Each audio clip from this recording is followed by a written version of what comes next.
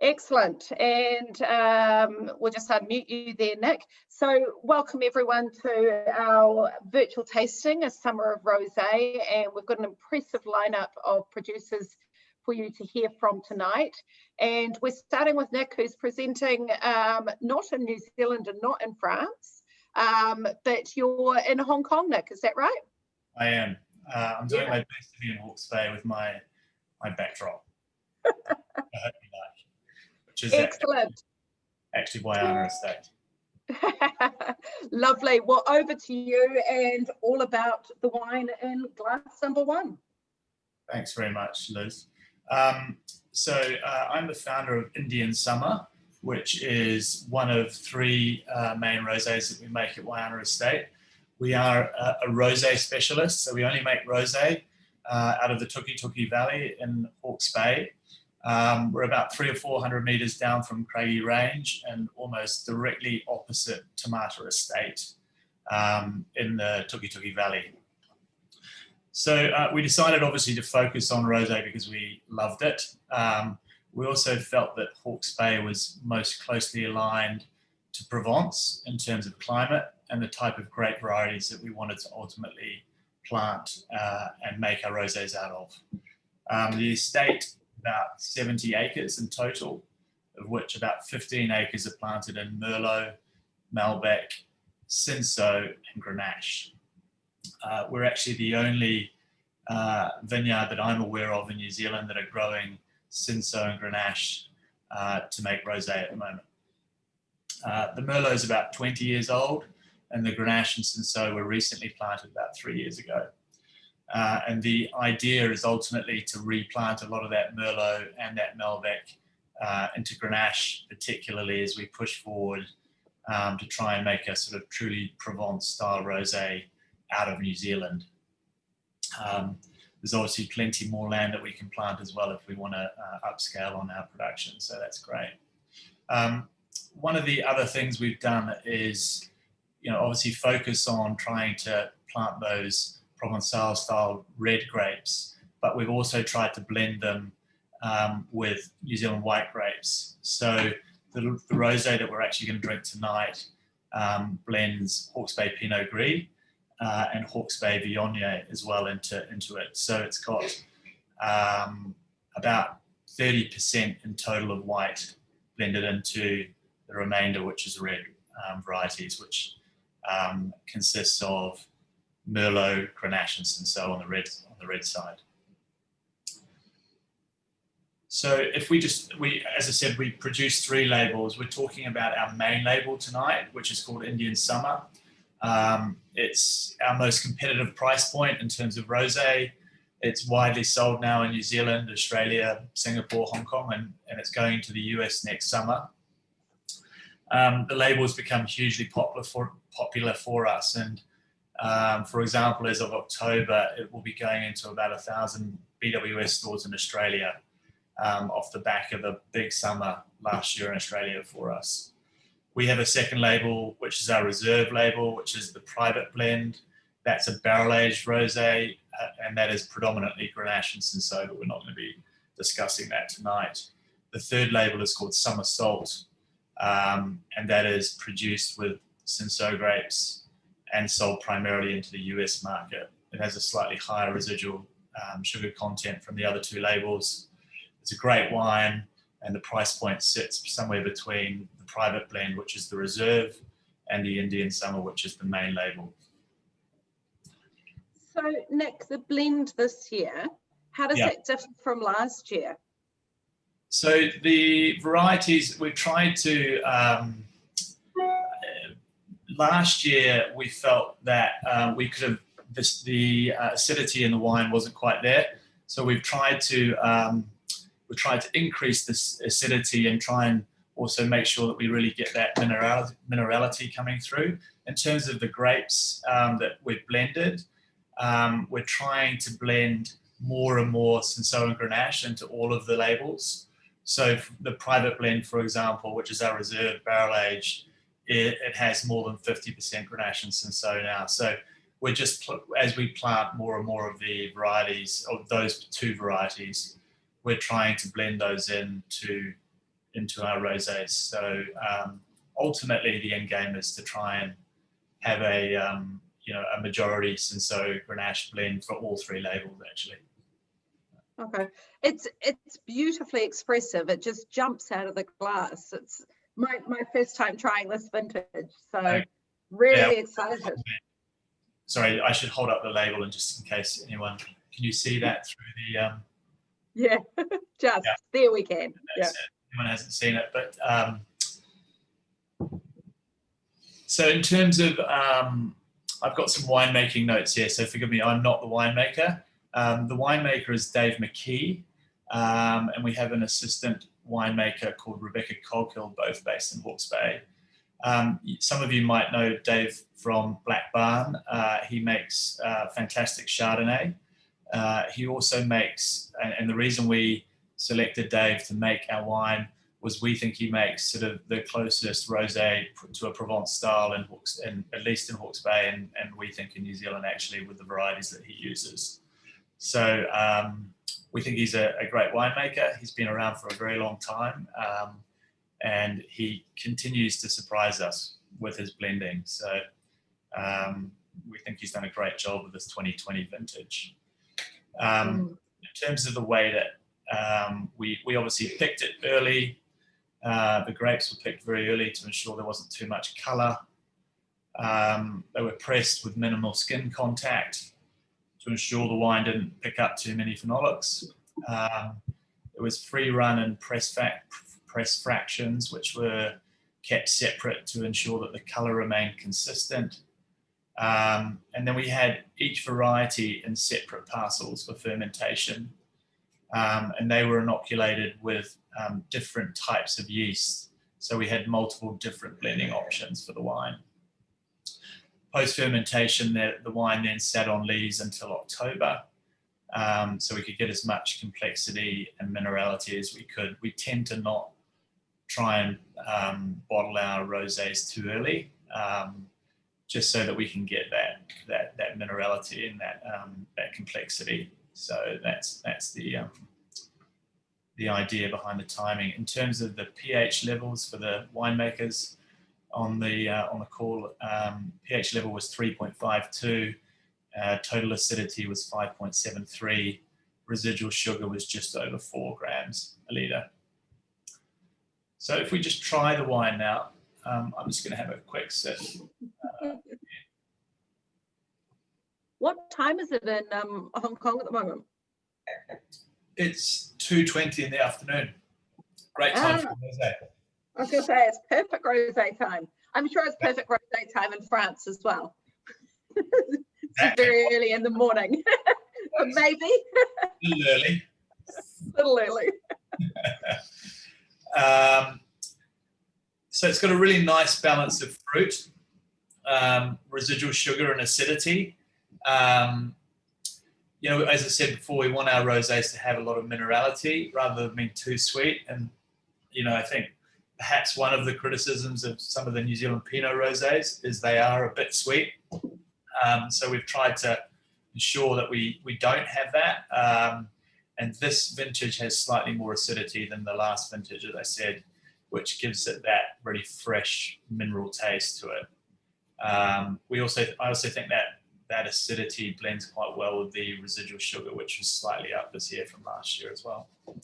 And finally, I think the French people on this call will agree with me, one of the true tests really for a good rosé is not what it tastes like after one sip or one glass, but what does it taste like after the second or third glass?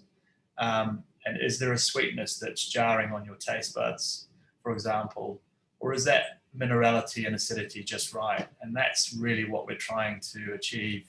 We want people to feel like they can have the second, third, fourth glass without something jarring on their taste buds, whether it's sweetness or phenolics or whatever it might be. So that's what we've tried to achieve with this vintage and this label. Yeah, it's really good, Nick. I think you've got that balance, beautiful, but also you've got like a lovely sort of, it's almost saline on the finish, and it leaves you wanting to have another glass, which, as you say, is exactly what you're wanting to do. So No, well done. Thanks, Very Liz. good. Okay, excellent. Thank you very much for taking us through that. What we'll do, I don't see any questions there right at the moment, but if anyone does have any questions for Nick, I think Nick's going to hang around for a little minute anyway, and we can ask some questions. Perfect. And what we're going to do now is we're going to head to Central Otago. So we're going to head now to Malcolm, and we'll just ask you to unmute yourself there, Malcolm. That's great. And Malcolm is at Rockburn and has the beautifully named Stolen Kiss Rosé. Malcolm. Thank you, Liz. I'll probably kick right off the bat and disagree slightly with Nick in saying that there's not too many sweet Pinot Rosés around, and that's kind of where I wanted to go with this wine. It's pretty radical compared with the rest of the lineup. Bit of a rebel in that respect, but when I started out to make this wine back when I first started as winemaker at Rockburn in 2006, and I wanted to make something that was different to what I was seeing in the market, and there were a lot of very serious rosés around, very food friendly, a lot of stuff out of the Hawke's Bay, quite energetic and quite powerful, and made out of, you know, your Cinsaults and your Merlots, and there were a few people doing Pinot Rosés, but they were very dark and they were trying to make them very serious as well. And I thought, I think there's room in the market for something that's actually just quite fun. It's not dry, it's got some sugar, it's pretty and it's pink, and you can just drink it on an afternoon. So that's what I set out to do in 2006. So for those who don't know, Rockburn is located in Cromwell in Central Otago. So we're 40, 50 minutes from Queenstown. We have two vineyards, one in the Gibbston, relatively close to Queenstown, and the other one here in the Cromwell Basin. Most of our wines are blended between those two sites, including this one.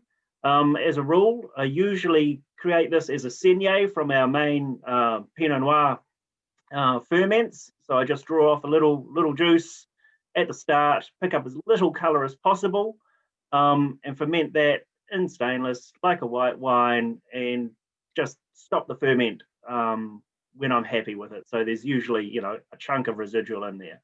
We're trying to be a bit shy of medium in that respect.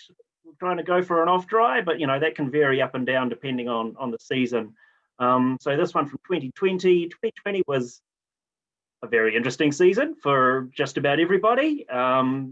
Certainly was for us. Not one I want to repeat in a hurry, and not just because of you know, a raging global pandemic and a national lockdown, but also the weather wasn't super great for us here in Central. It was a cracker around the rest of the country by all accounts, but in Central it wasn't brilliant. So there were some struggles, there were some low yields, there were some quite cool spots. So as a result of that, this particular vintage of the Stolen Kiss had to be sourced slightly differently. So it all came from our Gibbston sites, and was pressed directly as a rosé rather than doing my usual saignée situation. So it is a darker version of the Stolen Kiss compared with normal. It's normally a lot more in line with the other wines in the lineup tonight. So this is the darkest one, but in saying that, it's got some of the prettiest, most aromatic aromas going on out of any season that we've actually done of it. So being cooler, there was a lot more acid, and we've left a bit more sugar than normal as well. But like I say, this wine is just about having a lot of fun with Pinot, being very pretty, and not to say that you can't have it with food. I really enjoy it with something a bit spicy. One of the best meals I had was the version of a prawn laksa, and it was the best match I've probably had with any rosé ever. So don't be ashamed or scared of trying to pair it with something that you want to enjoy. But it's great to drink by itself as well. So yeah, when I made it, we said, you know, it's a rosé, so we're not going to call it a rosé. We're going to call it something else. So we came up with the name Stolen Kiss.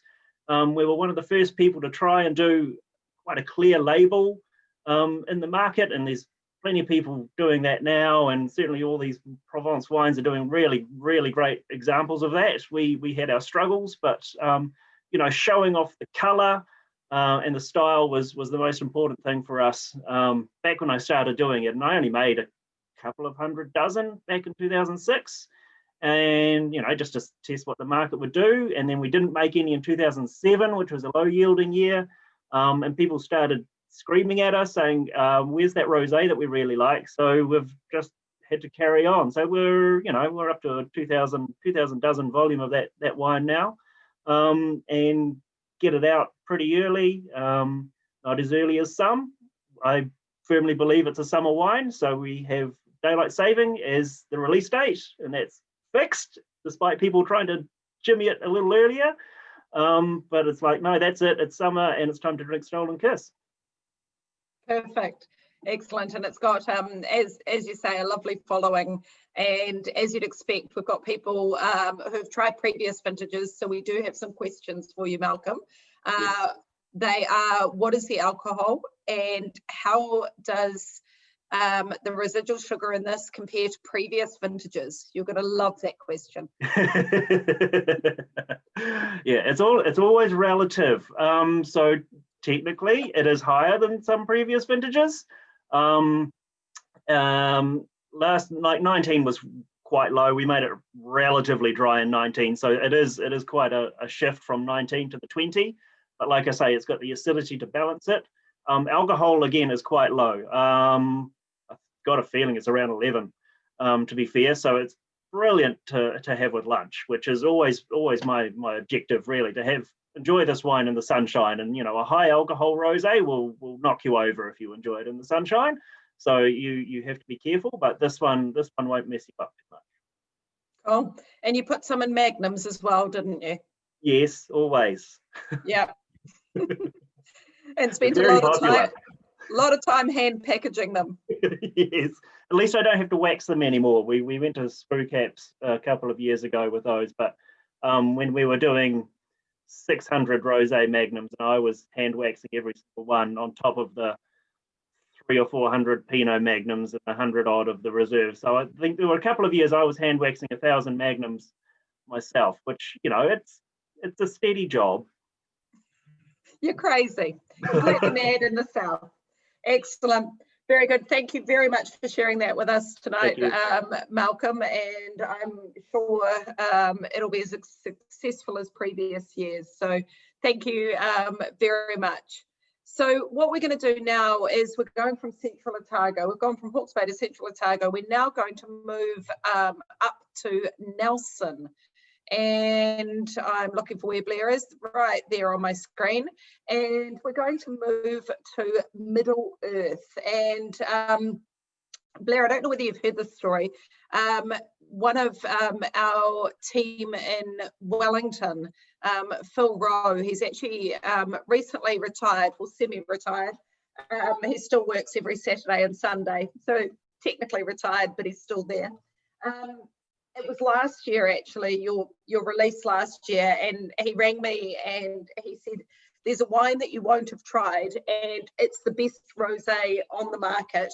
And he said, so I'm not taking anything for chance. I'm sending you a bottle from Wellington. I mean, I have bottles right at my doorstep, you know, of my office, but he was determined that I tried your rosé because of the quality of it, and really looking forward to trying this new vintage tonight.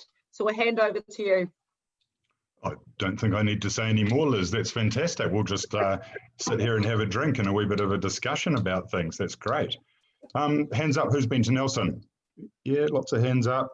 Good. So you'll know a little bit about Nelson. It's kind of warm, it's kind of sunny, it's a little bit on the west coast, and it's a nice, slow, sort of sleepy sort of place. It's got that energy about it, close to Golden Bay and the Takaka Hill, and lots of good things. All of those things sort of happen because we're surrounded by these wonderful mountains all around us, give us a lot of protection. We're only open to northerly inclement conditions, which we seem to get on vintage occasionally.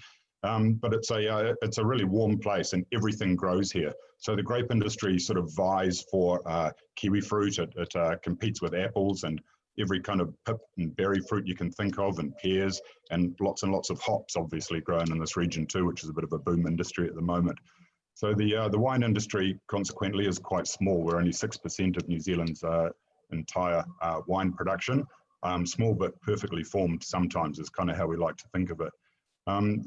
At Middle Earth, we're owned by a family, the Gray family, and we have vineyards and a winery out at the back of the Waimea Plains. That's the sort of the main delta area, hanging out at the the back of the Tasman Bay.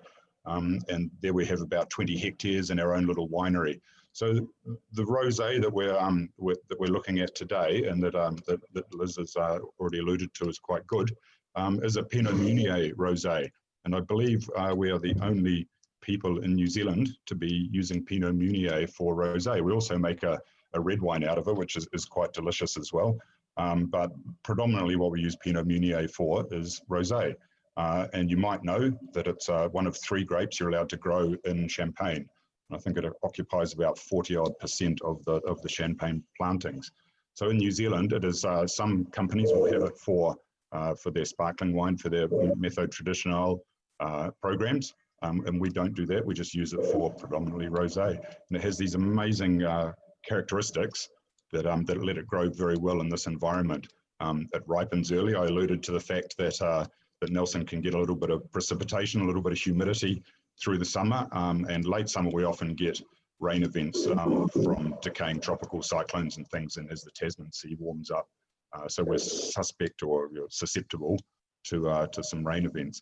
So this is a variety that crops really well. It ripens nicely and presents with beautiful acidity and nice fruit profile. So it's ideal for what we do here. This rosé has sort of citrus notes and pomegranate, and is fresh and clean. You talked earlier, Liz, about a little bit of salinity. So it's got that on the background, sort of as a note towards our maritime proximity. At the back here of the Waimea Plains, we get the sea breeze sort of trucks in every afternoon and cools the temperatures down. So you get this lovely slow ripening, but not the really cold nighttime temperatures that are, so it's that balance always between ripening and sugar and flavor development and retention of acidity. So with an early ripening variety like this, it just seems to all come together very nicely. And we're really happy to be able to present this wine tonight. So with it being Pinot Meunier, in Champagne, when you sort of talk about Pinot Meunier as a great variety for blending, it's not often used in vintage Champagne because it's not perceived as something that will actually age for a long time. It tends to be in non-vintage generally. Yeah. Obviously, rosé's generally better fresh anyway, but do you find it sort of shortens, I guess, the freshness window for your rosé? Have you had any? I guess potentially it does, but if you talk to any producer, they're not. Then no one will be out there happy if their 2018 or 2019 rosés are sitting on the shelf at the moment. So we view it very much as a bottle it fairly early, capture those flavors because those flavors are dynamite, and have the program finished by the end of the Northern Hemisphere summer. So we export as well as service the local market.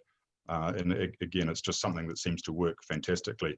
Another really nice thing about the environment here is that Nelson, again, with that slightly softer nighttime and diurnal temperature range, we seem to, our grapes reach or engage their physiological ripeness at slightly lower sugar levels. So this wine coming out at 11.5% is sort of where it is every year, and we don't have to do too much to try and achieve that. So you still get natural acidity, you get structure and beautiful flavor development, and a lower alcohol level. So it ticks just so many boxes for us, and it's something a little bit different. New Zealand is predominantly the Pinot Noir market here. It is Pinot Noir rosé, and so you have a lot of people with a lot of components that are quite similar, whereas we have a flavor profile that's different. So we get a market advantage from that, and also have a fantastic wine that people want to drink. Yeah, definitely. I mean, I sort of actually said at the beginning, the wines that we've put together tonight and what we're looking at, it's not sort of haphazard. In fact, what we've done this year with rosé in general is I think if I look back to last summer, we perhaps just tried to sell too many different rosés. And, you know, we have this year gone, what are the really good ones out there? And let's just sell lots of those. And the producers that we're looking at tonight represent what we've identified as being, you know, the wines that are going to make up the bulk of what we're intending to sell this summer, because they're the best ones out there. And I think they're also, you know, what we're looking at tonight stylistically so different, and that's, you know, what we want to be able to sell as well. So yeah, it's really good. I like particularly with your one, I like the savory nature of it. And I think because of that, you can also match it really well with food. So I think, you know, we've decided we're going to have so far next one on the beach. We're going to have that light sort of Hawke's Bay one on the beach. Malcolm's got lunchtime so far, and I think so far you're on entree. So this will be my entree then tonight. That's fantastic. No, yeah. we have a cellar door, and we run food and things out in our Brightwater establishment, and the rosé, you just cannot keep it out of people's hands. It's a category that's working really well across the country, and you know, just as we come into spring, people are so excited to be able to sit outside and enjoy the wilderness and smell a bit of you know, bit of sheep poo and some fresh grass and things. So it's nice to be in the country, and the rosé just blends in with all of those things of the land. Yeah. And are you getting a lot more visitors down there? Yeah. I guess we're seeing domestic tourism because there's nothing else. But Nelson's always been a bit of a destination for New Zealand tourists, and we seem to, the shoulder seasons and things have certainly picked up, and it's a really encouraging thing. Long weekend this weekend, so hopefully there's a lot of people from Te Whanganui Atara heading this way and sharing some koha. Definitely. I know within our business, there's 3 different team members from within the business who are all heading down Nelson Way. So yeah, you've obviously got something going on down there that everyone wants to come and see. Yeah, no, that's great. Thank you. Cool.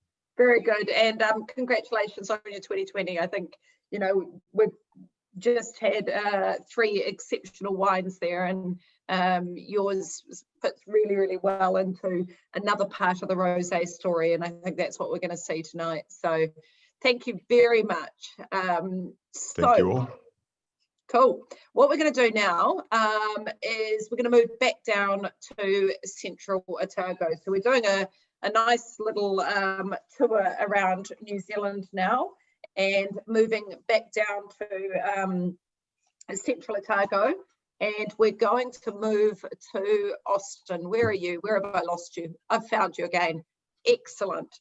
Okay, so we've now got Austin. We've been keeping Austin rather busy with doing Zoom tastings, so you're quite good at this now, aren't you, Austin? Yeah, Malcolm and I have done a couple now. It's getting, hopefully I'm getting better at them. I was going to say, so far we've met your cat and we've met your dog. Yeah. Are there any more animals, or have we met them all?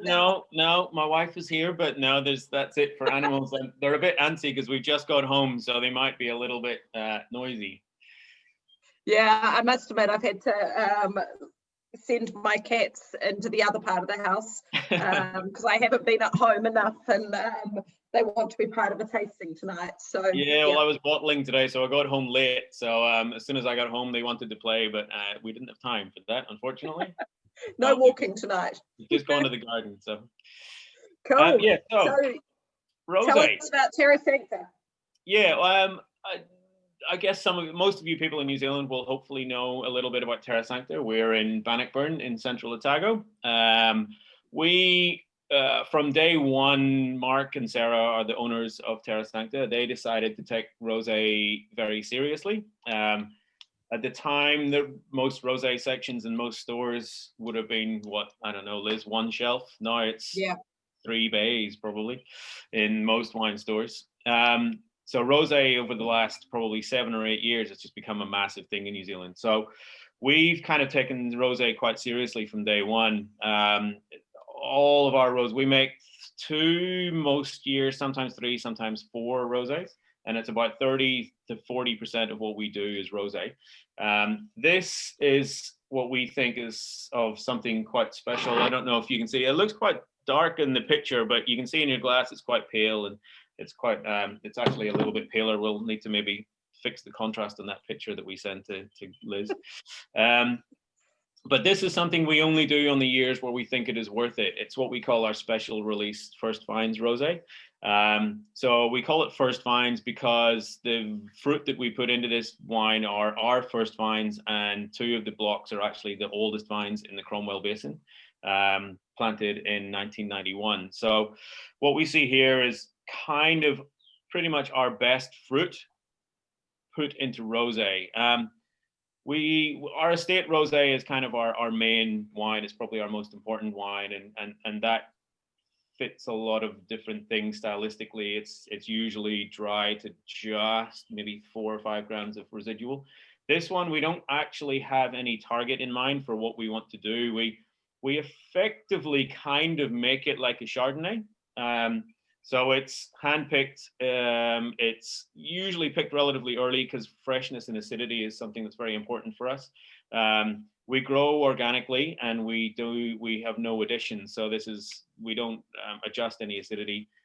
We don't add any kind of yeast. We don't add any yeast food. It's just basically pick the grapes, crush them, stick them in a barrel, and leave them. So this is natural ferment. I think it potentially has gone through Malo. I wouldn't know. I haven't measured it. So it's something that we leave in barrel old French oak barriques for about 8 to 9 months.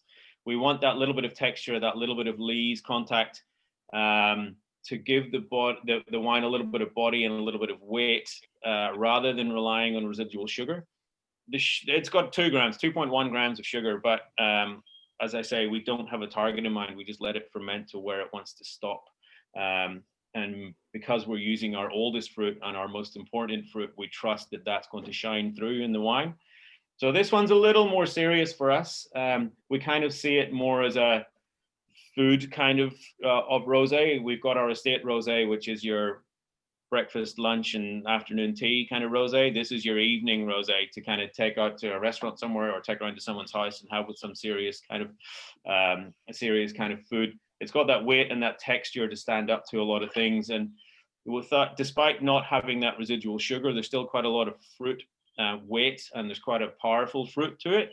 On that slightly red citrus, a little bit of strawberry, and then you get that almost herbal tarragon aniseed frond flavor that we see in a lot of our rosés, even in our estate rosé.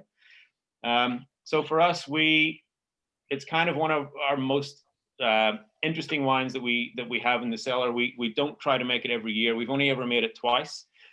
This is the 2019. And we're pretty confident. And actually, to be honest, I would quite prefer it to be drunk after 2 or 3 or 4 years. Apart from the kind of get out of your head that it's pink. Think of it more as like a kind of like a Chardonnay, but made with Pinot, if you know what I mean. Well, that kind of sounds stupid, but it's more of a kind of serious structural white wine that happens to be pink. And for us, it's a really kind of pure representation of the 3 different soil types that we see in our blocks. So if you know our Pinots, you know that they're called Slapjack and Jacksons. So this is basically made up of, we took a ton of Slapjack and a ton of Jacksons and about half a ton of another block called Serras. We will be making a Serras Pinot this year for the first time. So it's our 3 kind of oldest blocks, our 3 most important blocks. And we just basically let the wine do what it wants to do. And on the good years, it just shines through and shows that weight and complexity and texture and layers that we see in the Pinot. And we just like to kind of present it in this form as a rosé. I think it's one of those wines that if you want that kind of Saturday, summery afternoon rosé, this is probably not the one for you. This is something a little more kind of serious. And we don't really apologize for that. It's just take the best of what we grow and make the most kind of honest expression of rosé that we can. because rosé is such an important thing for us. This wine's always done really well for us. We only make maybe 100 cases on the good years, so it's literally 3 or 4 barrels on the good years. And if the year's not good enough, we just don't consider it. So yeah, 2019. I think for me personally, I'll put this in the cellar and I'll be drinking it in 3 or 4 years' time, to be honest. It's certainly got really impressive weight to it. You know, it's got a very, very full-bodied and impressive structure to it. And I think it'd be a really great wine to put into a black wine glass. Yeah. And, for sure. You know, and then ask someone, you know, is it white, rosé, or red? And I think, you know, without being able to see that it's pink, you confuse a lot of people. And I think, like, I see that as quite an interesting thing. Whether you like that or not, that's neither here nor there. But for me, I see that as really interesting. To me, it tastes more of the blocks than it does like a rosé. So I can see that real kind of low tone slapjack quality that comes from the clay soils, and then the schist soils of Jackson's gives you a little bit of that herbal note. So I can see the dirt in it rather than the winemaking technique, and that's kind of what we wanted to express with this wine. So it's bottled unfined. We do filter it, although I think going forward we probably won't filter it if we can ferment it, if it wants to ferment dry. So yeah, it's basically natural ferment, no additions, no fining, 8 months in barrel with no stirring. It's one of the easiest wines you get to make, but you can only make it on the years when the fruit is perfect. So it's a lot of fun. It's got a really sort of chalky nature to the palate as well. Yeah. I think that's partly, it's probably mostly the acidity. In Otago, we're lucky that we get lots of acidity. So even in the estate wine where we might have a little more residual sugar, we've got a lot more acid. So you can balance those things up because of the conditions that we have down here. And the schist soils that we have in Otago as well, obviously lend that real kind of stony, slinky, slaty minerality to them as well. We're getting some lovely comments through on your rosé, which is lovely. And tell me, we've heard about Malcolm and his ability to wax a number of bottles. Oh, you've no idea. When he said he waxes 1,000, I was laughing because I do probably 7,000 or 8,000 a year. It's not a lot of fun, and I'm doing it in one little 2-liter saucepan. So every time you open one of our bottles with wax on it, just send me a little prayer, because it's not a whole lot of fun. And the purple colour is quite hard to achieve that exact purple as well, isn't it? It is. It's funny. When I got there, when I started at Terra Sancta, there was about 40 different colors of wax that existed.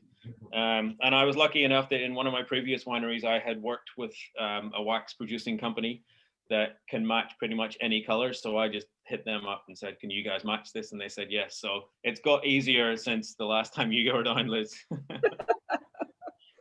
Yes, yeah. And we've just had a comment there from Andrew that this may reward cellaring. And I think... For sure. Yeah. I think 3 to 5 years before you even open it. And then kind of 5 to 8 years. I personally think that's the sweet spot for this wine. And this is obviously one of your rosés, so you have another rosé. Yeah. But the other one you would drink earlier, you wouldn't be sort of looking to cellar that? I don't. I would cellar it. The pressure is obviously on to release the next vintage. So obviously getting the 2020 out is quite important. But I think the 2019 is just hitting its straps, to be honest, right now. If we go back through, we obviously have a little bit of a wine library. And if we go back through and look at our wines, the 2013 is drinking fantastically right now. And the 2015 is drinking fantastically. So I think young rosé is obviously a fantastic thing, and in the summer it's a great thing. But I think good wine is good wine. So if you make a good rosé, I don't see, and it's got plenty of acidity and it's got a nice bit of texture and a little bit of phenolics, I don't see why it can't age gracefully either. It obviously will change, and whether you like that or you don't is the point. But yeah, our 2013, I would happily open that blind and nobody would pick it as being 6-7 years old. Cool. Very, very good. Well, thank you very much, Austin, for taking us through those. And yeah, and thanks for racing home from a full day of putting things in bottles. Very much appreciate that. The bottling is the worst part of what we do, I think. Very good. Good. So folks, what we're going to do now is that's the end of the first flight, is you now need to do that tricky bit of reading the labels again. So what you're wanting now to find is in your little bottles, flight 2 and 1 through to 4 again. And if you've got 4 glasses there, if you can go ahead and pop those into the glasses, and then we will get started on our second flight. And for our second flight, we are going to head to France for all of these, and we are very lucky that we have managed to get all of our French producers. No, so just carry it. If you just and we've got them all out of bed and all online, and they're going to talk us through their wines. So if you just get the next 4 lined up, that would be good. I'm missing one. I'll find it here somewhere. Right. Okay. And we're talking about, rosé being nice and fresh. With these ones, these of course are all 2018, I believe, all of our French ones. And what we are going to do is move first of all to Chateau Leoube and to Jerome. Jerome, you can hear us? I can hear you. Hopefully you can hear me as well. Yes, we can. Jerome was just saying that they have had a terrible storm, Jerome, and you lost internet, yeah? Well, I've got 2 versions. I was maybe swimming this morning in my big swimming pool behind me, or no, we had a bit of wind overnight. No, nothing bad, but we lost a bit of internet this morning. So, but everything is back into order, and I'm here, so I'm happy. Perfect. Excellent. So Jerome is very lucky tonight because everyone else gets to talk about 1 wine, and Jerome, we have asked you to talk about 2 wines. Thank you. Yeah, very, very grateful about it. Yeah. Very good. So you're going to talk, first of all, we have your Chateau Leoube Côte de Provence, and then we have your Secret. Yes, perfect. Yeah. So that's the Chateau, that's the Secret. Perfect. And behind me, the view of the estate, which you know very well because you've been lucky to visit us a couple of years ago, twice. And that's part of the story, the location, part of the quality of the wines. It's in Provence, as you mentioned, south of France. And the particularity of Leoube is being by the sea. So we've got a bit of olive grove here and the vines here. And obviously it's beautiful on the picture, but it does bring something unique for us because of the microclimate, hot days, cooler nights, so the grapes ripe very slowly and gradually. The sea breeze as well, constant sea breeze, drying the leaf when it could be a little bit too humid, so no mildew. And of course, the salinity, the subsoil kept the salinity, the bit of saltiness, because 800 million years ago, the sea was inland, and we have that beautiful mica schist, a beautiful slate, which gives the extra layer of minerality to the wines. It's quite of a big estate. Are you talking acres or hectares? Oh, you could talk either. Either, okay. So 560 hectares with 3.8 kilometers of coastlines where the vines grows. That's not just vines. Out of those 560 hectares, we've got a beautiful 15th century chateau where everything started, and 75 hectares of vines, 25 hectares of olive grove, and the rest is the nature. So we have two jobs at Leoube, of course, three actually, making wines, making olive oil, and our third job is to protect the nature. This is a national park, and we really work very hard for that beautiful biodiversity at Leoube. Everything we do as well, we call ourselves artisan. We do everything by hand as much as we can. Obviously hand-picked, hand-selected by local pickers. As you know, certified organic. And we work with biodynamic methods as well. So it's very much putting a beautiful synergy between the soil and what the nature gives us. If you respect the nature gives you something back. And that's the first one. The Rosé de Leoube, which is perfect. It's 9 o'clock for us, yeah, but 9 a.m., I'm happy with it. I had my breakfast. So this is a blend of Grenache, Cinsault, Syrah, Mourvèdre. Beautiful pale salmon color, 40 Grenache, 40 Cinsault, 10 Syrah, 10 Mourvèdre exactly. Like I mentioned earlier, hand harvested, hand selected as well. All the grapes are selected in the vineyards by the picker. So basically we tell them you don't put any berries in your bucket if you couldn't eat each of the berries. And so that's important to select the best berries. We have, like mostly in Provence, we do direct press.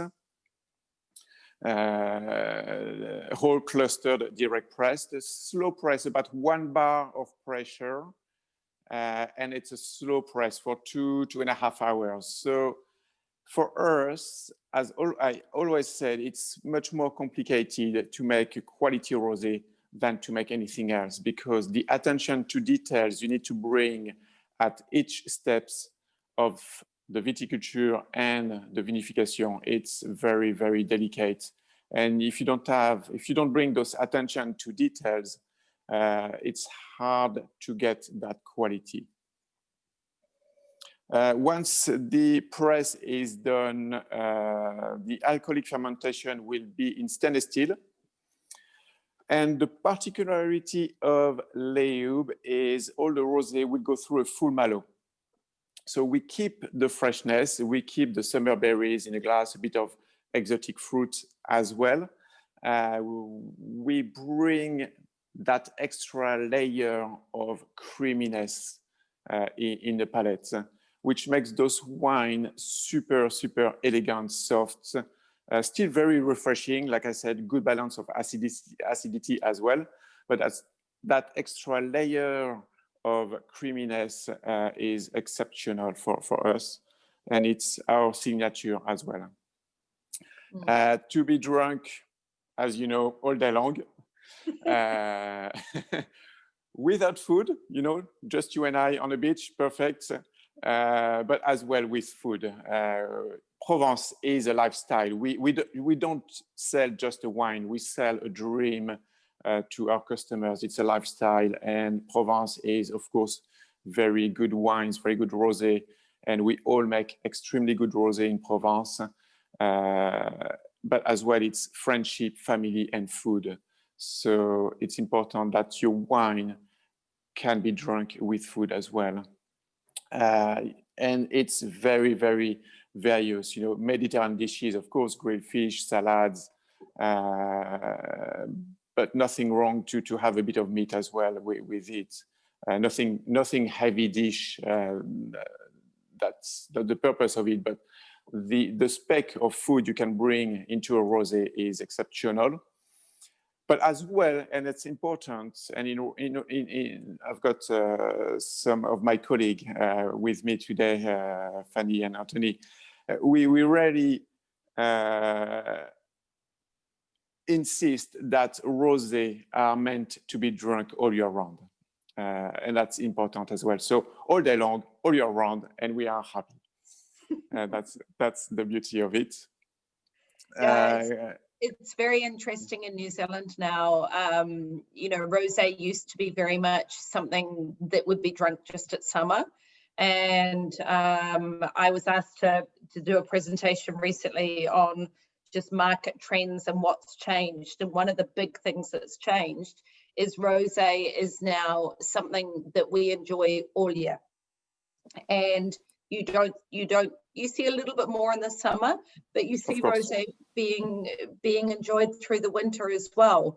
And it's almost changed from having sort of, you know, just red wine and white wine. It's now 3 different categories. You know, you have red, white, and rosé. No, you're right. It's really, it's a whole category itself. You know, even nowadays, we were very upset a few years ago, you know, the rosé were mixed up with the white wine. You know, we didn't have a category on the wine list in the restaurants, not in France, but on the export market. And now we can see there is a real category of rosé, still much smaller than red and white. But we, you know, very happy to see the category on the wine list all over the world now. Yeah, sorry, go ahead. No, I remember you told me a story once about, we were talking about color in rosé, and you know, yours are very pale, but you have some customers that want them paler. Yeah, as well. That's the subconscious of the customers talking. You know, it's there is a bit of marketing behind, and consumer thinks all the paler the rosé will be, and all the pale rosé are the one to drink. But it's like red and white. You have to test the wine to know if they are good. There is no other option. We are lucky that the rosé, we do 1, 2, 3, 4, 5, soon 6 rosé at Leoube. They're all pale, more or less, a little bit of difference of color. But we are lucky because once you try the wines, you know, you stick to the Leoube wines. So don't think because a rosé is pale, it will be the best one. You have to try it. That's simple as that. And we're not trying to get our rosé paler and paler. You know, we are trying to make the best rosé possible. Sometimes it could be slightly, you can see, I hope you can see the difference of color, maybe, not sure. Yes. This one, the rosé, it's a bit darker than the Secret. And it's important, that's due to the blend, but as well on the pressure you put on the grapes during the vinification. So it's a whole complexity to achieve that beautiful color as well. It's not just putting the grapes in the press or doing a saignée if you do the saignée, but saignée would be much darker, as we know. But it's very complex to get the color right as well, in balance with the aromas of the wines you're trying to achieve. Well, it's, so lots of work. Yeah. yeah. It's of course very good, but definitely not my first time trying it because, as you know, I rather enjoy your wines. So what then is the difference with the next one? So Secret de Leoube, that's my secret. Lovely. Different blend. Remember the first one, the Chateau, 40 Grenache, 40 Cinsault, 10 Syrah, 10 Mourvèdre. And the Secret will be, first of all, using different field from the estate. I forgot to mention all the wines are made with grapes from the estate and bottled on the estate.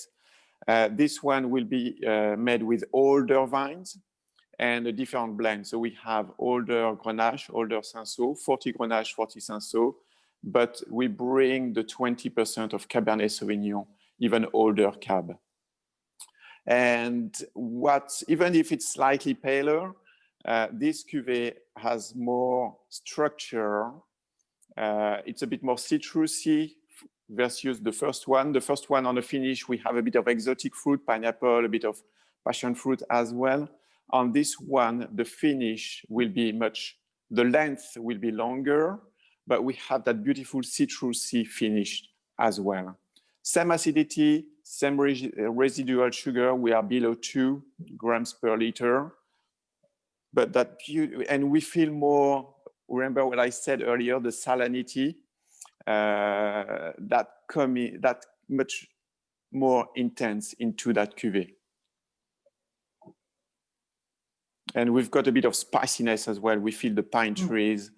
This is very much all the scents from the estates into the glass. We've got all the complexity of the maquis, of the terroir, of the biodiversity. It's exceptional to bring that all together, but still very elegant. It is complex, but very elegant at the same time.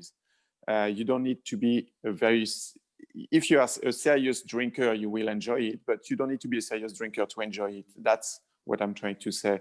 We are serious, but we are very casual as well at Leoube. You make seriously good wine, is what you do. Exactly. Well, not myself. I wish I could. I can do it on the paper, but we have a very good team of winemakers at Leoube, led by Romain Haut, which is a very famous family winemaker in Provence. And the 4th generation is working here at Leoube. And when you learn from your granddad and your dad how to make rosé all your life, there is no doubt that Romain can make exceptional wines here at Leoube. And is very passionate. That's the beauty of making rosé. You need to have a passion to make quality rosé. And it's like I said, I keep repeating, but it's to play with the environment as well, to make sure you can share what's happening in your estate as well. And we are. Oh, sorry. Yeah, go ahead. No. So you've obviously, the nature around you is very important. Can you just to give everyone a little bit of sense of the place?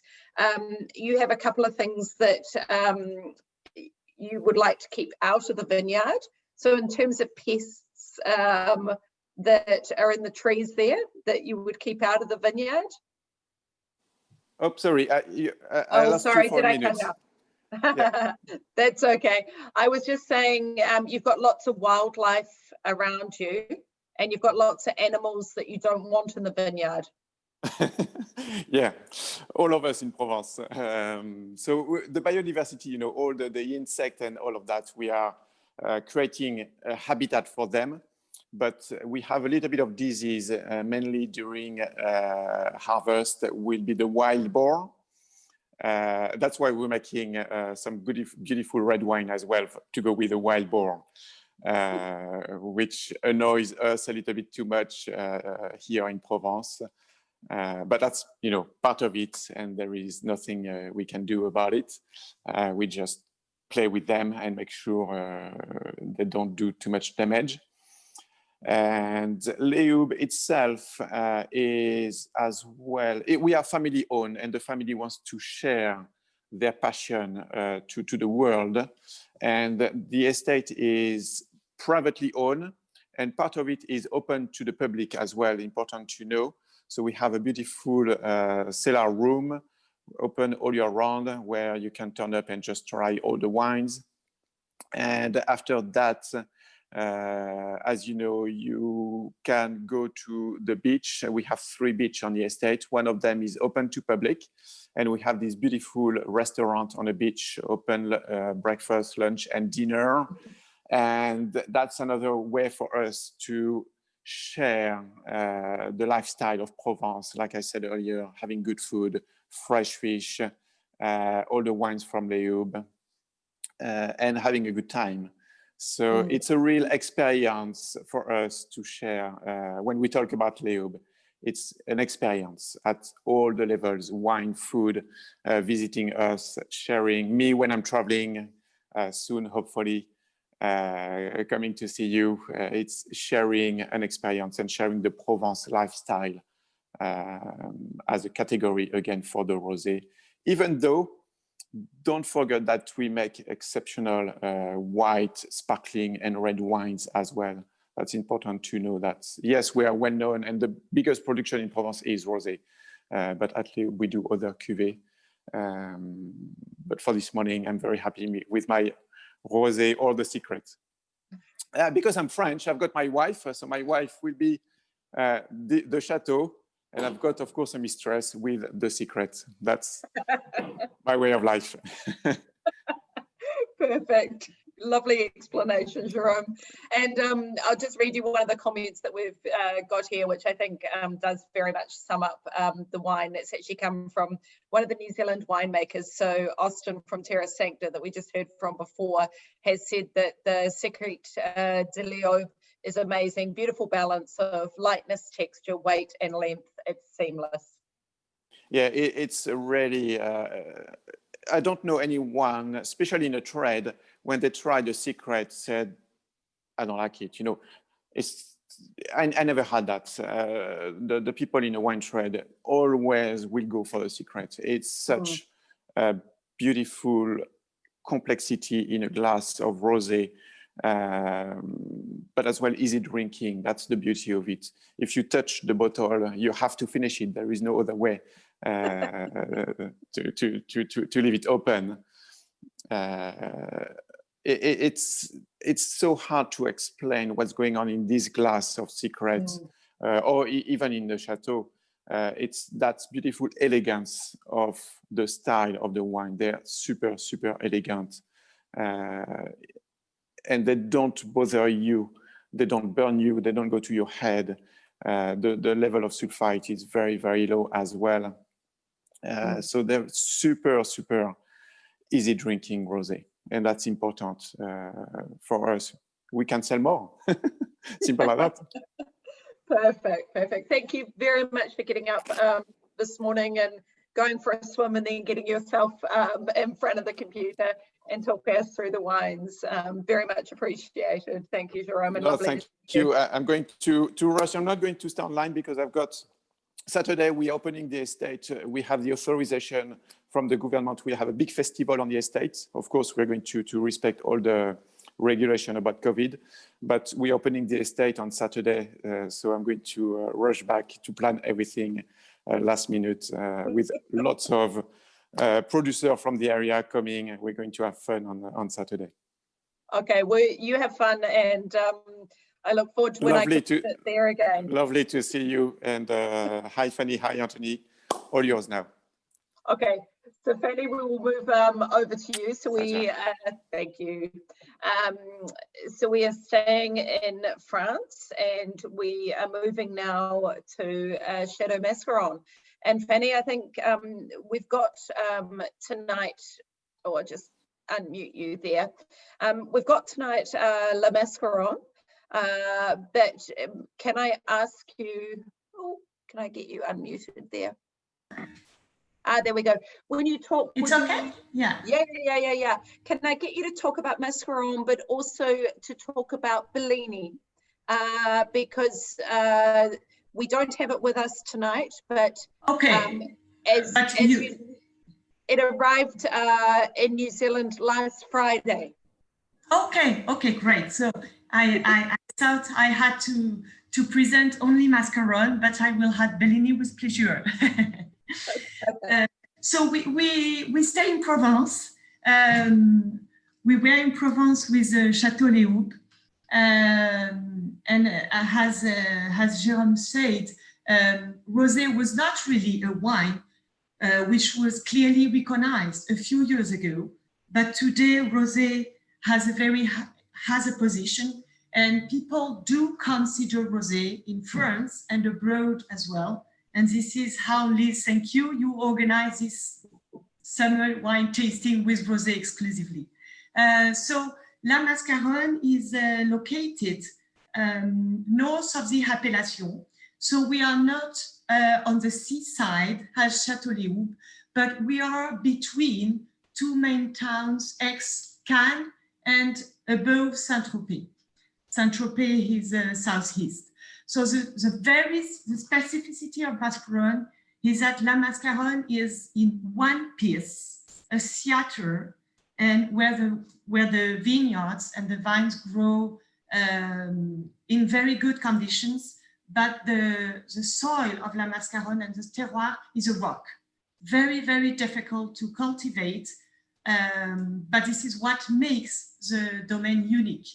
So La Mascaronne is one hill, and the vines go until 300 meters high. So we have a high level of acidity. We benefit in Provence from these very special winds, Mascaronne, which helps really to protect the vines from the disease. We can get disease during the springs, but we easily escape them thanks to this wind that can dry the grapes after big rains. We have, as you may know in Provence, hot days, cool nights, but we have more than 300 days of sun, and it helps to get a good ripeness. But La Mascaronne is 300 meters high, not on the seaside. So we normally have quite late harvest comparing to the other domain of the regions. I mean, not before the 7th, 8th of September. And this helps to get also very good ripeness with the acidity, which is high and helps to keep the balance. We have very good conditions to grow organically. And this is really the philosophy of the owners. So La Mascaronne recently changed hands last spring, but until last spring, La Mascaronne was a property of Tom Beauvais that Liz you met, and you were lucky to come at La Mascaronne. He certainly welcomed you. So Tom Beauvais, who is half American, half Italian, settled in Provence almost 30 years ago. And at this time, when he arrived in Provence in 1992, he was living at Miraval. So he made a very high reputation for Miraval white wine, offering also the famous Pink Floyd, where the eponymous group recorded their album, The Wall. But at this time, he wanted to find a real terroir. I think he settled at Miraval because Miraval was an amazing, beautiful, peaceful place, but he was looking for a terroir to produce very high quality reds also. And this is how he found Mascaronne in 1999. And I started to work for him as a sales manager in 1999. And I'm from a family Provençal wine grower, so I know really well wines. I know really well Provence, and trust me, you don't need only money, you really need passion to start and to rebuild a domain like La Mascaronne, because it was in a total mess. But the terroir was very recognized and has always been very well known to produce refined and elegant wine. So the idea was to rebuild and to reshape, remodeling also, to move some parcels, to get all the vines very well drained, to also gain full exposure to get the good maturity. And it took almost 20 years to achieve this project of La Mascaronne, and to offer really constant and high quality wine in the three colors. We focus mainly on the rosé because, of course, Provence is a birth for the rosé, and the most well-known color is rosé, but we also do offer a red and a white, and we have very long-lived red wines. But to come to the rosé 4 saisons, so we have this rosé 4 saisons, the one you have now in your glass. So La Mascaronne rosé 4 saisons is made mainly with Cinsault and Grenache. We also have a hint of Haut, but the main grapes are Cinsault and Grenache. Most of the grapes were old vines, 30, 35 years old, but they've been renovating and also replanting, because the idea was to keep the old part of the domain who give also the typicity of the terroir. And we replanted also the missing vines and adding other grapes like Semillon, Haut, but also to add interesting grapes for the white. And the rosé, we kept mainly the grapes we had, Cinsault, Grenache. Cinsault gives very clear juice. So this is also very interesting. This is why you had this pale pink color. Luminous. I would just say something also very important, is that La Mascaronne is about 60 hectares, maybe, yes, 55, 60 hectares. So it's approximately 150 hectares. And we do not buy any juice. We do not buy any grapes. The idea is definitely to offer a unique rosé, but to get the same rosé from the first bottle to the last one. So we do prefer to offer a unique rosé than to press different juice and to make different labels. We also have another rosé, which is a rosé aged in barrels. But for this rosé, it's unique, and this is the typicity we can get from the terroir. So we harvest exclusively by hand, years after years with our winemaker, Nathalie Longefet. We've been adding new materials. We've been thinking to harvest, for example, from 5 to 11. A couple of years ago, we started at 8 in the morning. So we have 20 pickers, not always very happy to start so early, but this is the only way to get freshness and to get a high level of quality at each stage of the production. So we harvest in 30 kilos cases. We try to, we have 2 pneumatic press also, and we gently press during 2 hours max, and then the juice go in stainless steel vats. But we had initially 1 pneumatic press, and we realized that we needed another one to press and to avoid oxidation. So step by step, we've accommodate to get the best level in terms of vinification as well. So this pale pink rosé has a very powerful nose, and the idea is to offer rosé that you can enjoy during the summer, but also all the year long. And this is why we named it 4 Saisons. 4 Saisons, not only because you can drink the rosé during the 4 seasons of the year, but also because if you want to offer a good quality, you need to take care of your vines. And we have a great team working with us for many years.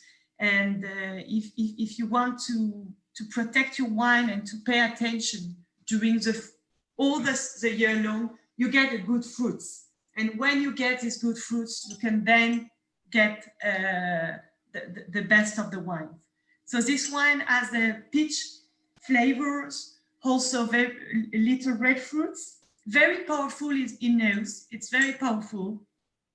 And generally, we start to sell our rosé in February, March, I would say, even if the production is not big, because it's exclusively from our vineyards.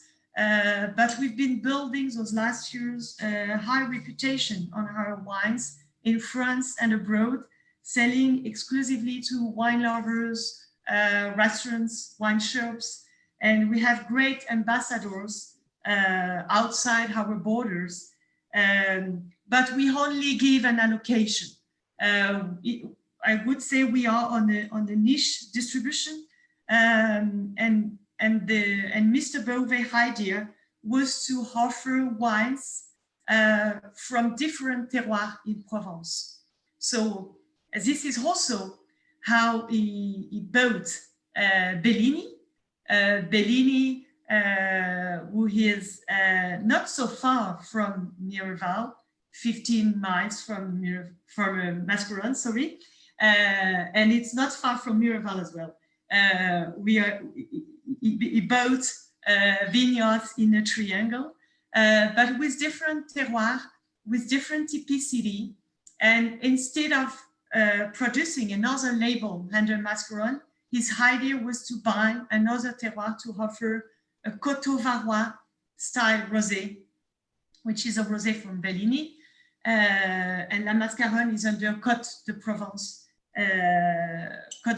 appellation, which is the biggest appellation in Provence, even if they are different and small appellations. Leoube is in Côte de Provence like us, and Bellini is Coteau Varois, a smaller one. Very good.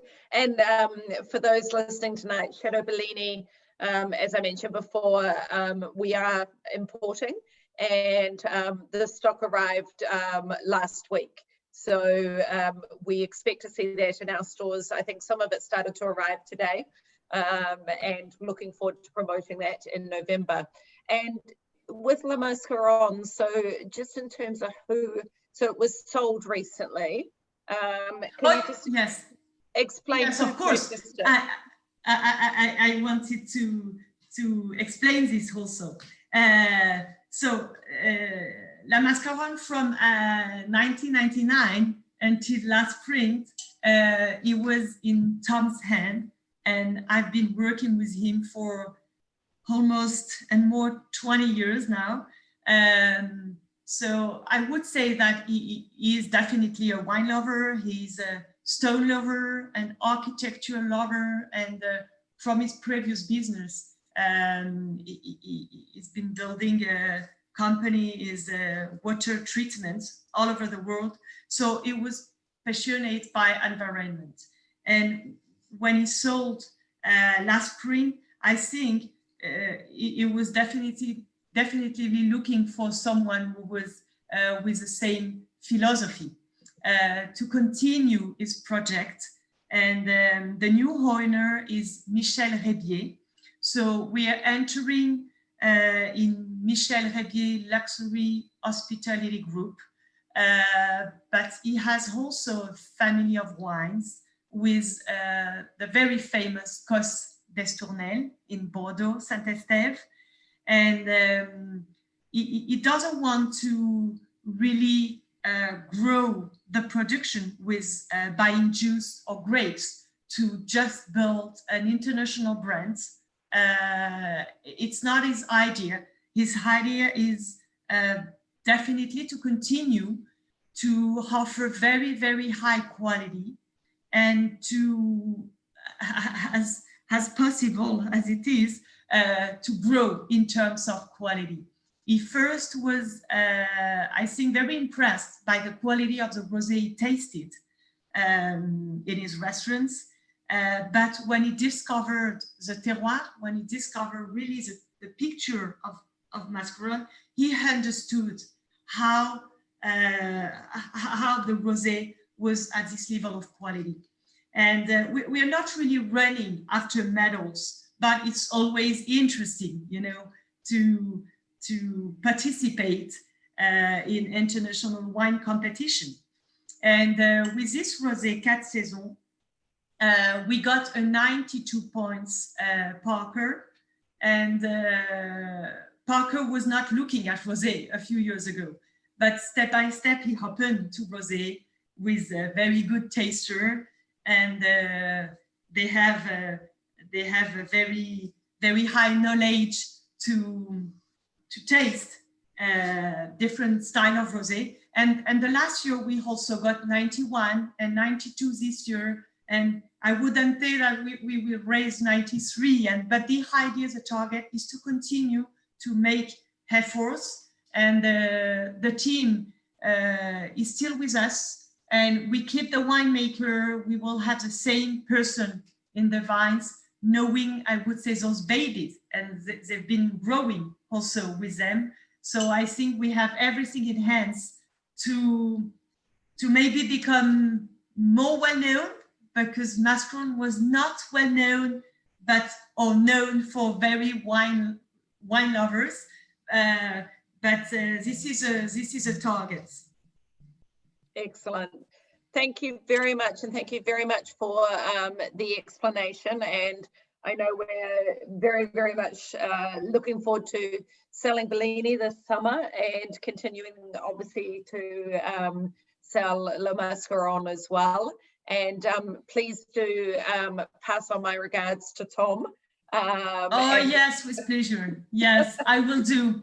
I will do. I told him already I would share this tasting, and you know, I switched my tea for a glass of rosé. But really, thanks for being such a great ambassador. And you start with Bellini. I would say that you started with Mascaronne a couple of years ago, and Mascaronne is growing. And you just start with Bellini, and all of you just started to discover Bellini. But you are at the, I would say, at the bottom of what you could expect from this wine, which is already high, but because this is Tom's also vision, it's always to grow and to try to make his best to offer every vintage as much as possible the best. Very good. Thank you very much, and enjoy the rest of your day. Thank you. Thank you. We are going to stay in France now, and we're going to Antony at Chateau Puech. So I will just unmute you there, and we will move to you. And you've got the lucky position of our final wine tonight. Yes, because everybody are already drunk. So, so I can say stupid things. Hello everyone, nice to welcome you in Languedoc. So we are in the south of France. We are not in Provence. We are close by, but we are by the Mediterranean Sea, but toward Spanish border. So we are the southern part of France. Chateau Puech Haut is a very well-known estate in the Languedoc, in the south of France. Because it has always been very well known to make a fantastic red wine and rosé wine. It was created in 1981, so it's not a very old estate. It's only 30 years old estate, but it has been created to make the best wine of the Languedoc, and since then nothing has changed because we make one of the best one, I would say, in the Languedoc. 1981. When we decided to buy the land, it was only full of olive trees. So we were producing olive oil in that area. And we removed olive trees, we changed them to vineyard, and we made this fantastic estate of Chateau Puech Haut. We planted more like Rhône Valley varietal, Syrah and Grenache for red, Roussanne and Marsanne for white, a little bit of Vermentino also for white, and it will make it will be quite important for the rosé. A little bit of Cinsault as well. When we started in 1981, we took a famous oenologist, Michel Roland. He's still one of the top oenologists in Bordeaux. He's no longer working with us, but he's still a top oenologist in Bordeaux. We just wanted to work with him because it was a good way to gain knowledge very quickly and to really start from the top. We are planted in a specific soil made with rounded pebble. You know, like the big rounded pebble that we found in Chateau Leoube. I don't know if people, you have this image in mind, those big rounded stone. It's limestone, 95 million years old limestone.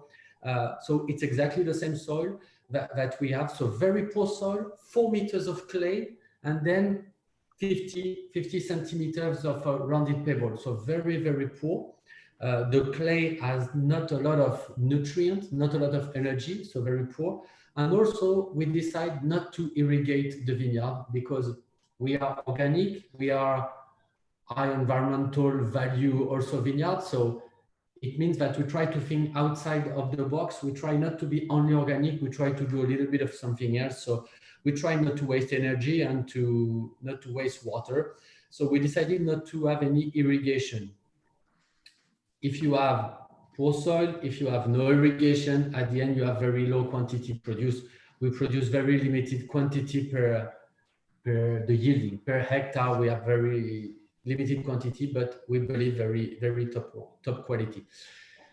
By the way, we're just finishing the harvest 2020. So last Monday, we start harvesting 20th, 25th of August every year. And then after we finish harvest around the 15th of October, and it was the 20th of October this year. So harvests are very long. We start by the rosé, then the white, and we finish with our top red very late. So it's a very difficult time of the year. It takes 2 heavy months of work, but it's the only way to harvest at the right time. A bit like what my colleague said, Jerome said earlier. We have quite a little bit of storm those days in the south of France, but nothing special. It's pretty good because it brings some rain, and we need a lot of rain in winter because in the south of France we have a Mediterranean climate, so we need rain in winter because in summer we will have no rain at all. At Puech Haut it rains nearly 0 millimeters of water from 15th of June to the 15th of September. So that's why also the importance of the vintage is a bit limited in the south of France. Every year we know that we won't get much rain. It's true that sometimes temperatures are very high, like last year. We got 46 degrees Celsius at the property. So it's like a desert. It was like a desert for 2 hours. But so temperature might change from one year to the other, but more or less the vintage are very similar. So we don't have a lot of vintage variation. At Puech Haut, we have been producing rosé for 20 years. So we started very early to make rosé, and we started very early to dedicate our work to make rosé. For me, it's very important because it makes a big difference when you plant a red varietal to make red wine and at a certain point of the vinification, you say, you know what, I'm gonna make rosé with that red wine. Okay, you can make decent rosé, but if you want to make top rosé, you need to start from the beginning. You need to plant the right varietal in the right terroir with the right method. Certain density. In ourselves, we decide to plant very high density, 9,000 feet per hectare, so it's very high density. By this way, we keep only 3 branches per vines, so it makes a very limited quantity, but it gives lots of energy to each branches. So you need to, when you make rosé, you need to think from the beginning. The right terroir needs to be for us limestone, very dry terroir, very poor soil. The right varietal, Syrah Cinsault, a bit like my 2 colleagues from the south of France said, fantastic grapes to make rosé wine, very rounded wine, very powerful in terms of aromas, pale in color, so pretty easy to be trendy those days. So also important. The right techniques with the high density. You need to pick up earlier than expected. If you want to make a red wine, you need to achieve a certain ripeness. If you want to make rosé wine with those grapes, you need to keep more acidity. So you need to harvest a little bit earlier. And then after in the winery, you need also to change, to use certain vats, certain techniques in order to avoid oxidation, because rosé hates oxidation, for example. So on ourselves, we have planted everything what needed, and we have decided to create a winery dedicated to the rosé. So in fact, we have 2 little wineries, one to make red and white, and one rosé to make, and one winery to make the rosé. The winery to make the rosé, as I said, we try to avoid oxidation. So we have a little unit to produce nitrogen. We remove as much as possible all the oxygen in the pipes, in the vats by nitrogen. So we have our little unit. We decided to work with gravity, and we decided also to have the less distance between the elements. I take an example. When we receive the grape, we harvest the grape, we put the grape in a, let's say, like in a big aluminum basket. It goes in the pump. From that big basket to the pump, there is only 2 meters. From the pump, so you crush the grape, you extract the juice, you put the juice in a vat, 3 meters, 4 meters, so very small section of pipe. So as you have less section of pipe, you have less oxidation, very important.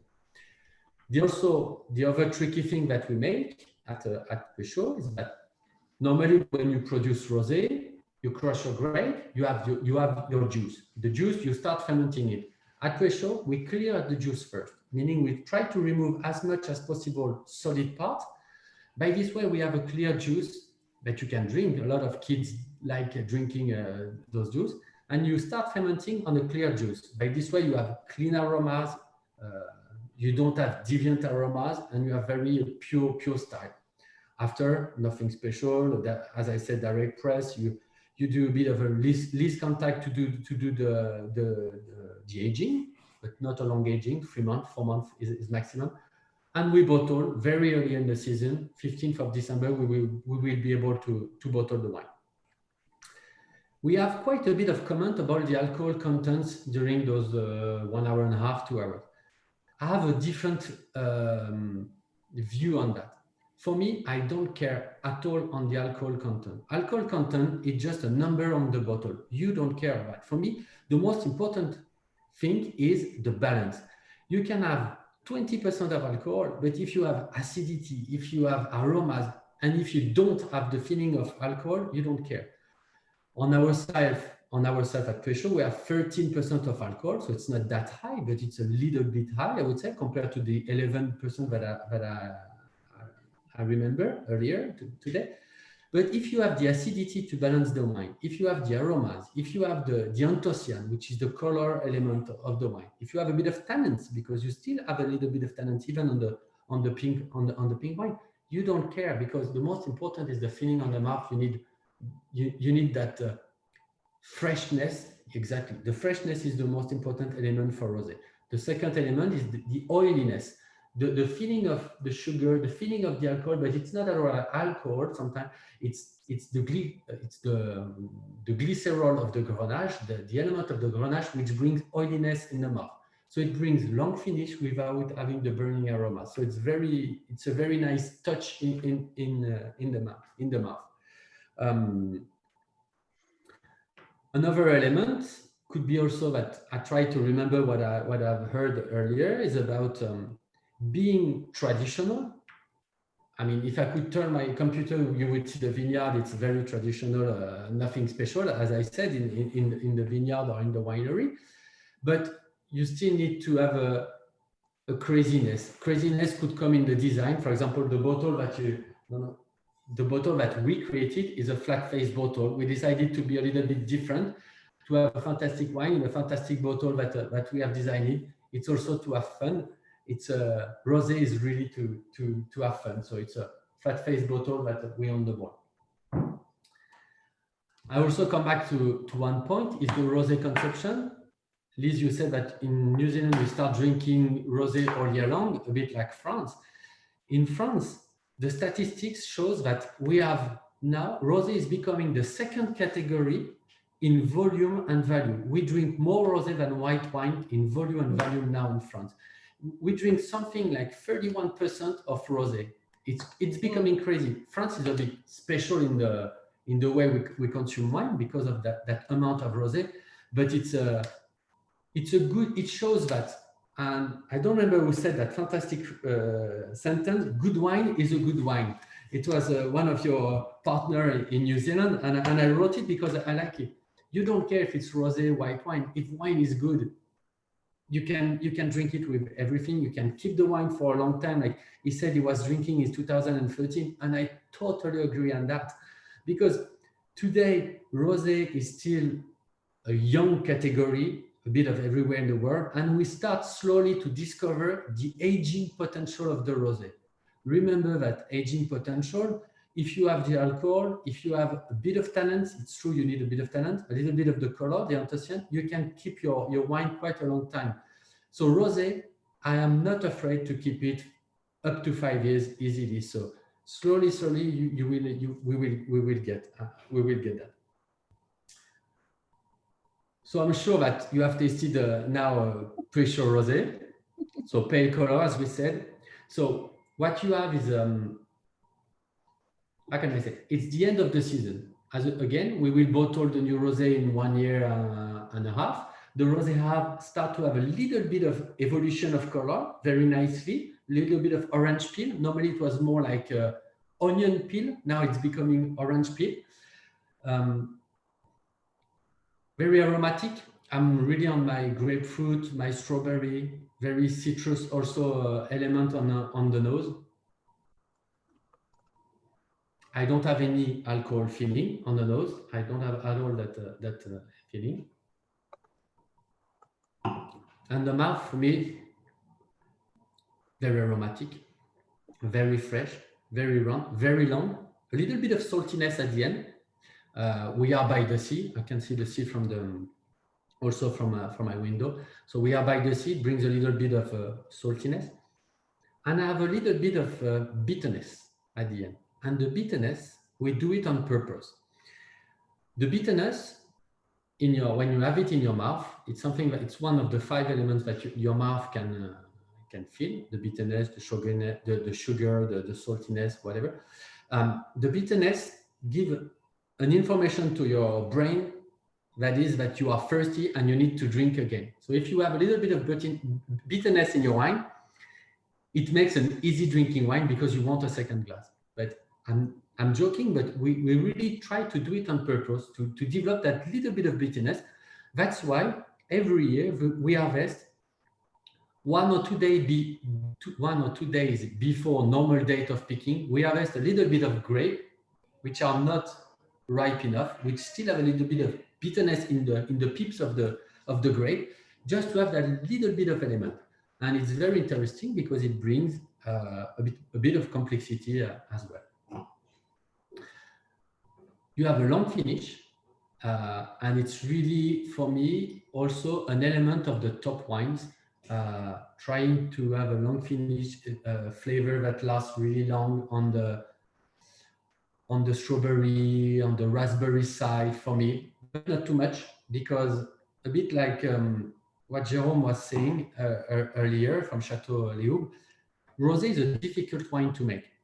At Puech Haut, we make top end red wine, 99 Parker, 98, 97 every year. So we know how to make top red wine. But rosé wine, this Argalier rosé wine is the most difficult wine to make. To make that blend, we try at least 50 to 60 different blends before finding the right one. The first blend is always top, but always too flavory. And if the wine smells too much, tastes too much, you are a bit tired after one glass. So it's not what you want. So we always try to make that blend. At Puech Haut, we do micro vinification. So we don't have big casks. We have only small casks. We have divided the vineyard in 140 plots, and we have 140 small vats in the vineyard. So at the end, to make the rosé, we have 80 vats dedicated to rosé wine inside, and we pick up the vats to make our blend. Okay, I want 1% of this one, 2% of this one, 10% of this one. Most of them come from Cinsault and Grenache. So it's a really good play to do the blend, to really find a fantastic balance. Again, not too sugary. There is 0 grams of sugar. There is 0 to 1 gram of sugar remaining. Not too alcoholic, very aromatic and powerful, but not too much. It's a very interesting one. You can drink it on your own. It's very good. Liz, what do you think of that? Yeah, well, I've got a problem with my glass because it's empty, because I've enjoyed it too much. And I think, what's really interesting, I mean, your bottle is so unique, and we've had some comments on that. And what I love is a lot of people buy your wine just because of the bottle. And then they come back and they say, you know what, that rosé was really good as well. And it's what, in in France, this bottle is the most well-known water carafe in the restaurants. No one can throw it away. They keep it for water carafe. And if you find online an article from Jancis Robinson, very famous wine journalist in UK, 2 years ago, she wrote an article saying that she was tasting blind some rosé, and she put Argali Rosé, the second best rosé wine in the world. But she said that if she would have seen the bottle before, she would have not liked it, because Jancis Robinson is very traditional person. She hates those fancy bottles. So she was very, how can I say, very enthusiastic about the quality of the wine, but really for her, it's disconnected to the packaging. But it's what's very important. It's the fun of that. You can be very traditional driven, but also to have fun developing your own bottle, having a special shape, making it a bit sexy bottle, nice. Yeah. And it also, I see you have one in the background there, but it comes in a large format and it's the same shape, isn't it? Yeah, we have some in store. We love the big ones and the fact that they have the same shape as well. I think what's been really cool trying all of the French ones here in this second flight is that they're all so different. And I think we saw that through the New Zealand ones as well. And then, you know, you can't look at rosé anywhere in the world and go, it's just one style, or it's all dry, or it's all sweet, or, you know, it's all pale or all dark, because you know, we've seen tonight just so much difference in the styles, which I think is great. Now we have a job for you, just one more thing for you to do, because you saw it. You've got about 60, 70 people online tonight, and your job is to teach them all how to say the name of the wine, so they can then teach everyone else in New Zealand. So you have to feel comfortable, because the name of the estate, I don't know if you can see, Puech Haut. It's not French. It's an old Languedoc language. It was Languedoc. The name of the region means, langue means the tongue, the mouth, and Haut is the old language of the area. So Puech is a little mountain, a little mount. Haut means high.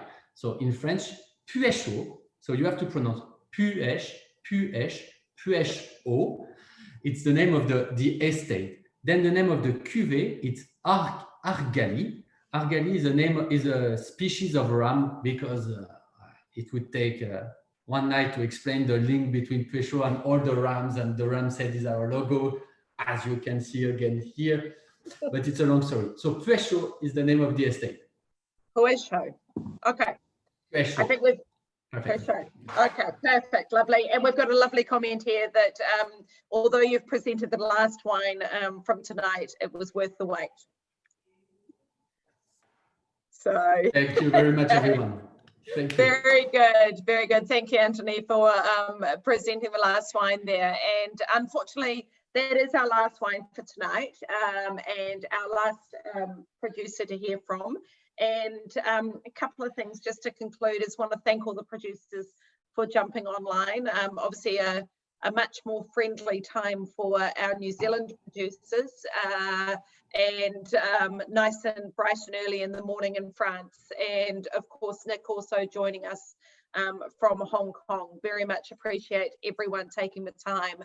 And I hope what we've demonstrated to you tonight is just a collection of wines whose quality is outstanding, but also the diversity of rosé. And I think, you know, if you approach a rosé shelf and you have a preconception that if it's light, it's going to taste like this, if it's dark, it's going to taste like this, or any other preconception, put them all out of your head. We've shown tonight that you need to taste the wines, or better still, just buy the wines that you've tasted tonight, because you've got a wonderful variety there, wonderful collection of price points, and that's all you need to know. So thank you very much for joining us. We'll send out, as I said, a follow-up email tomorrow morning, and that'll have a link to the tasting, a little bit of an offer on it for you as well, and also a link to all of the wines, and that will include the Chateau Bellini that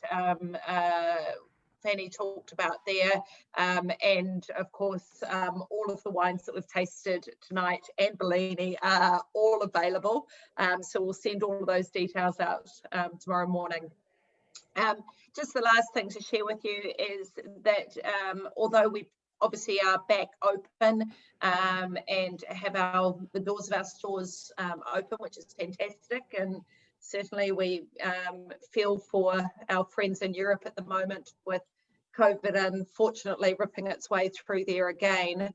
But although we do have the doors open, we are going to continue our virtual tastings. So if you go to our website and just type virtual into the search bar, you will find the virtual tastings that are coming up. And one of the things we've really enjoyed through them is getting to see all of our customers from around New Zealand. So thank you all very, very much and enjoy the rest of your evening.